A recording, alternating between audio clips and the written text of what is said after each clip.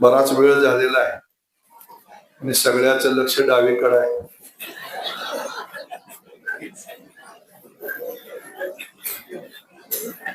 आता ऐकायची मानसिकता फार नाही आहे, मग मी काय फार बोलणार नाही. परंतु खरं म्हणजे काल ठरलं होतं सकाळी यायचं, 11 वाजता सभा करायची आणि 1 वाजता पंढरपूरला जायचं. कारण पंढरपूरची निवडणूक मीडियामधून फार त्याला मोठं हाईक केलं गेलं होतं, पण वस्तुस्थिती तशी नव्हती. पण जसं जसं वातावरण पुढे सरकत गेलं आणि पूर्णपणे झोकून देऊन आम्ही दोघांनी आणि सगळ्या सहकार्यांनी त्या निवडणुकीमध्ये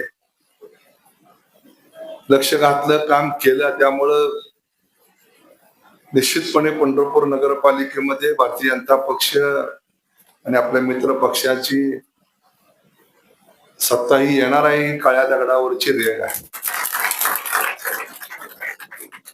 त्याचबरोबर आपल्या भागातील दुसरी मोठी नगरपालिका म्हणून मंगळवेढा नगरपालिका आहे आणि भारतीय जनता पक्षाच्या नेतृत्वाने निर्णय घेतलाय.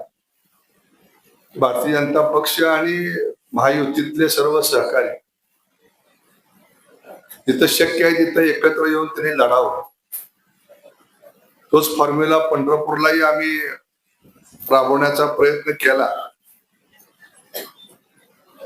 अगदी राष्ट्रवादी काँग्रेस अजितदादा गटाला सुद्धा शेवटच्या टप्प्यात काही अर्ज भरून एबी फॉर्म देऊन, पण तिथं काही यश आलं नाही. परंतु दादानी या ठिकाणी सगळ्याचा मेळ घातला.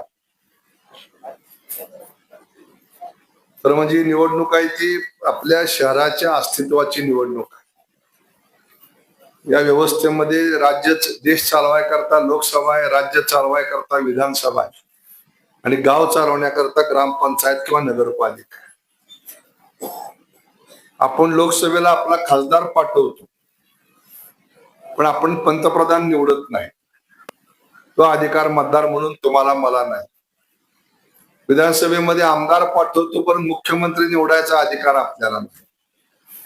पण ही अशी ही निवडणूक आहे की जिथे तुम्हाला तुमच्या गावचा कारभारी निवडायचा डायरेक्ट अधिकार, तुमच्या मतामधनं नगराध्यक्ष निवडून जाणार. त्यामुळे ही खरी आपल्या जिव्हाळ्याची निवडणूक आहे. आणि मग लोकसभेमध्ये कायदे बनतात, विधानसभेत कायदे बनतात, सगळ्या देशाच्या राज्याच्या व्यवस्था तयार होतात.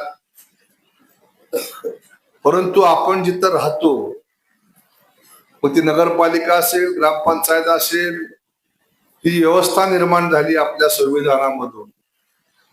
त्याचा उद्देश आहे की तुमच्या माझ्या आयुष्याला लागणाऱ्या ज्या मूलभूत गरजा आहेत, त्या मूलभूत गरजा काय प्रधानमंत्री मुख्यमंत्री तुमच्या गावात येऊन पूर्ण करू शकत नाही. ती व्यवस्था तुमच्याच गावातल्या लोकांनी, निवडलेल्या लोकांमधून ती व्यवस्था पूर्ण करायची. त्यामुळे लोकशाहीचा जो खरा 3 वाक्यात लोकशाही सांगितलं, ती लोकांनी, लोकांसाठी, लोकांकरिता चालवलेलं राज्य म्हणजे लोकशाही. त्याची अनुभूती आपल्याला ह्या गावच्या निवडणुकीमध्ये येते. तुमचे माझे मूलभूत प्रश्न काय आहेत समाजातले? आपण शाळेत शिकवताना आपल्याला शिकवायचे अन्न, वस्त्र आणि निवारा, ह्या 3 मूलभूत गरजा आहेत. पण ते अर्ध सत्य आहे. त्या ठिकाणी अन्न, वस्त्र, निवारा लागतंय आपल्याला, पण त्याबरोबर स्वच्छ हवा पाहिजे, स्वच्छ पाणी पाहिजे, चांगले रस्ते पाहिजेत, घनकचऱ्याचं व्यवस्थापन चांगलं पाहिजे, रोगराई मुक्त शहर पाहिजे, आरोग्याच्या चांगल्या सुविधा पाहिजे. त्या सगळ्या गरजा आहेत त्या आपल्या आयुष्याला लागणार आहे. घर बांधलं, पण घरापासला जर परिसर स्वच्छ असेल, रोगराई असेल, त्या ठिकाणी तुम्ही राहू शकणार नाही. अन्न आहे तुम्हाला सगळं आहे, पण चांगली हवा नसेल तुम्ही जगू शकणार नाही. त्यामुळं ह्या 3 मूलभूत गरजा बरोबर सुद्धा ह्या सगळ्या गरजा आपल्याला आवश्यक आहेत. आणि ते गरजा पूर्ण करण्याचं साधन कोण आहे? तर ती नगरपालिका. मित्रांनो, स्वातंत्र्यानंतर आज जवळजवळ 75 वर्ष होतात. स्वातंत्र्याच्या 1950 सालानंतर त्यावेळच्या लोकप्रतिनिधींनी विधानसभा लोकसभेत एक नियोजन केलं आणि आपल्याकडे एक घोषणा त्यावेळी दिली गेली होती की गावाकडे चला. गाव ह्याचा अर्थ त्यांनी ग्रामपंचायत असाच घेतला. पण त्यावेळेची परिस्थिती तशी होती की शहरामध्ये हार्डली 20-25% लोक राहायचे आणि गावामध्ये जवळजवळ 70-80% लोक राहायचे. त्यामुळे गावाकडे चला ह्याचा अर्थ ग्रामपंचायतीकडे लक्ष द्या असा होता. पण दुर्दैवाने गेल्या 25-30 वर्षामध्ये गावातले सगळे लोक शहरामध्ये यायला लागले. म्हणजे मला आठवतं की 1990 साली पंढरपूर शहराची लोकसंख्या होती 24-25 हजार आणि मतदान होतं 17,000. आज 30 वर्ष झाली. 30 वर्षामध्ये पंढरपूर शहराची लोकसंख्या झाली जवळजवळ 1.5 लाख आणि मतदान झाले 95,000. म्हणजे गेल्या 30 वर्षामध्ये 5 पट लोकसंख्या गावामधनं शहरामध्ये आली. आणि कोणी हौसेनं येत नाही, कारण गावामध्ये रोजगार मिळत नाही, गावामध्ये चांगल्या सेवा सुविधा मिळत नाही, गावामध्ये चांगलं शिक्षण मिळत नाही. म्हणून हा सगळा वर्ग शहराकडे यायला लागला. आणि आज जी 1950 सालामध्ये 25%-30% लोकसंख्या शहरामध्ये होती ती आज जवळजवळ 52% अधिक लोक शहरामध्ये राहायला यायला. मग दादा म्हणले तसं केंद्र सरकारनं स्मार्ट सिटी योजना केली. ज्या महानगरपालिका होत्या त्यांना पैसा दिला, त्यांची डेव्हलपमेंट करायचं काम सुरू झालं. पण महानगरापेक्षा सुद्धा आपल्या या राज्यामध्ये जवळजवळ 350 पेक्षा अधिक लहान शहर आहेत. तिथं नगरपंचायत, नगर परिषद आणि नगरपालिका काम करतात. त्याच्याकडे मात्र मोठ्या प्रमाणात दुर्लक्ष झालं. देशामध्ये तर मला आश्चर्य वाटते की पहिलं शहर असेल मंगळवेढा की जिथं शहरातला भाग तोडून ग्रामपंचायत केली. जगात कुठेही असं होत नाही. ग्रामपंचायती शहरामध्ये घेतल्या जातात. पण काय झालं, कसं झालं, कशा करता राजकीय फायदा झाला का तोटा झाला हा विषयापेक्षा त्या ज्या 2 ग्रामपंचायती झाल्या, ग्रामपंचायतीमध्ये जाऊन त्यांच्या पदरात काय पडलं. आणि मी विधान परिषद सदस्य असताना त्यावेळेस सुद्धा खूप प्रयत्न केला, अगदी देवाभाऊंकडे जाऊन बसून की हा निर्णय चुकीचा आहे आणि शहराला ज्या प्रमाणात पैसा येतो तसा पैसा ग्रामपंचायतीला येत नाही. मग ही सगळी मंडळी शहरातली, घरामध्ये एक घर होतं, 4 भाऊ झाले, एकाला एक घर दिलं, बाकीच्या ठिकाणी जाऊन बाहेर प्लॉट बांधले आणि राहायला गेले. असाच सगळा परिसर तुमच्या मंगळा नगराच्या आजूबाजूला पसरलेला.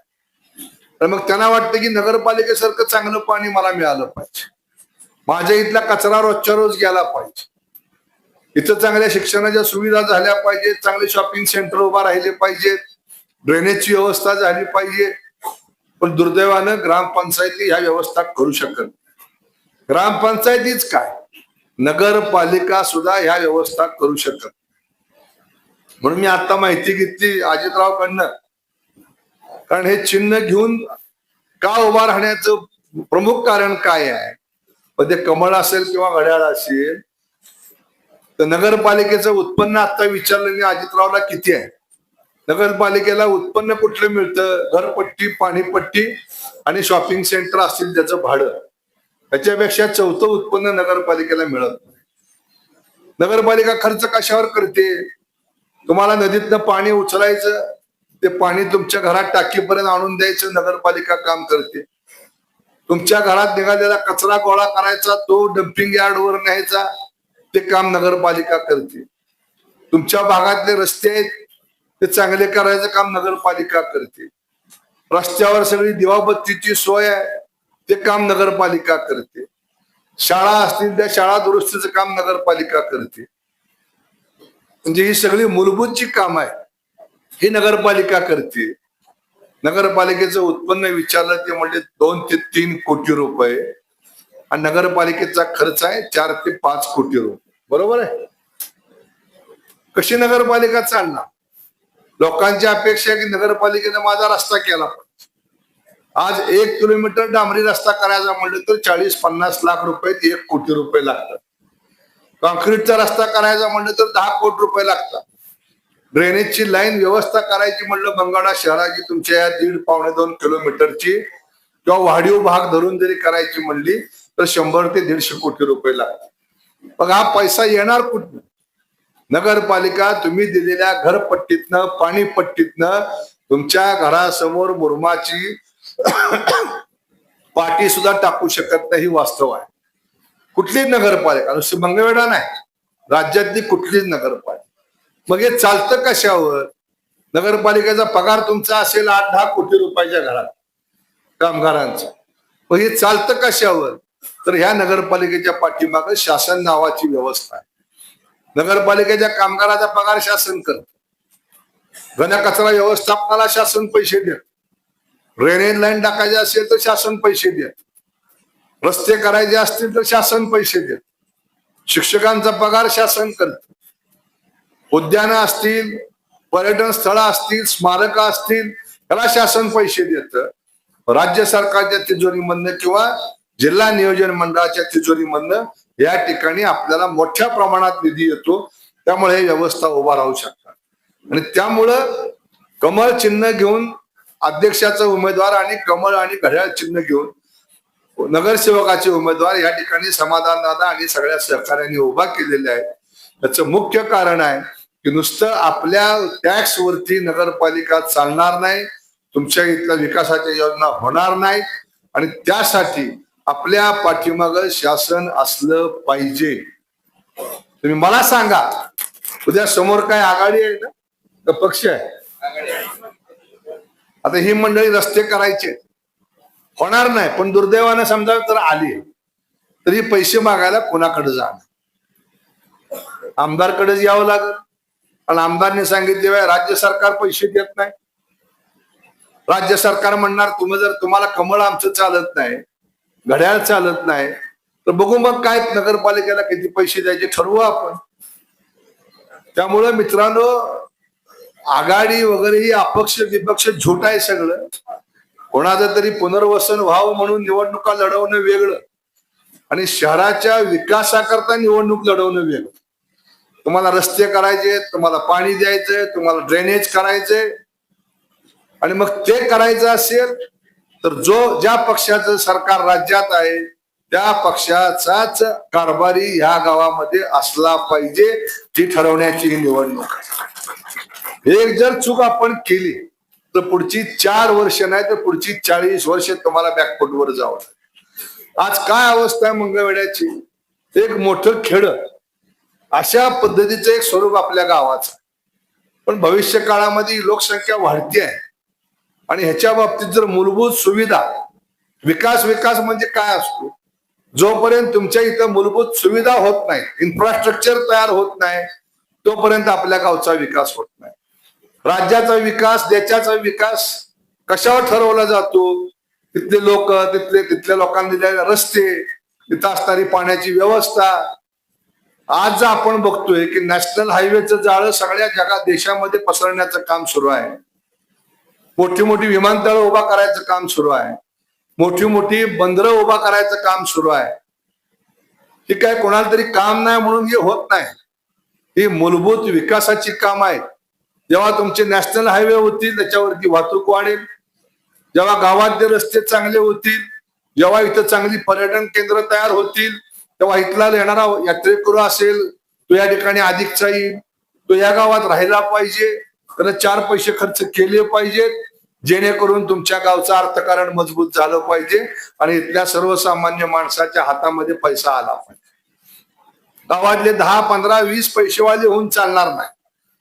गावातले 80%, 90% लोकांच्या हातामध्ये पैसा आला पाहिजे. आणि तो पैसा कधी येईल? तर जेव्हा तुमच्या गावचा सर्वांगीण विकास या ठिकाणी होईल त्यावेळेस या गावामध्ये पैसा येईल.